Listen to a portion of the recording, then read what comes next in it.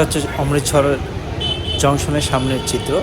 চলুন একটু গুরুদুয়ারের দিকে ঘুরে আসি, দেখাচ্ছি চিত্রটি কেমন লাগে। রাতের সিনেমেটিক সিন তো দেখলেন, এবার একটু লঙ্গরখানার দিকে যাই, সেগুলো আপনাদের সামনে প্রেজেন্ট করছি, দেখতে থাকুন। আর ভক্তদের দেখুন কত এসেছে, দেখুন দর্শনার্থী।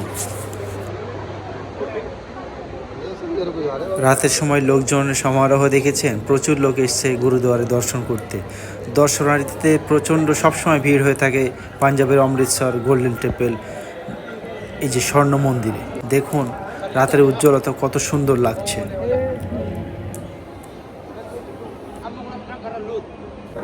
একটু লঙ্গরখানার দিকে এগোচ্ছি, যেখানে ফ্রি খাবার দিয়ে থাকে প্রত্যেক দিন। 50,000 লোক খেয়ে থাকে এখানে। চলুন দেখাচ্ছি।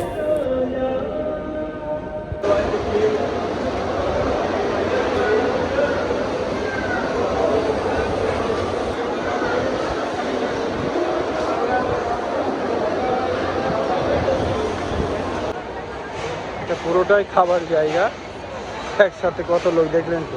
প্রতিদিন 50,000 লোকের মতো খাবার খেয়ে থাকে এখানে।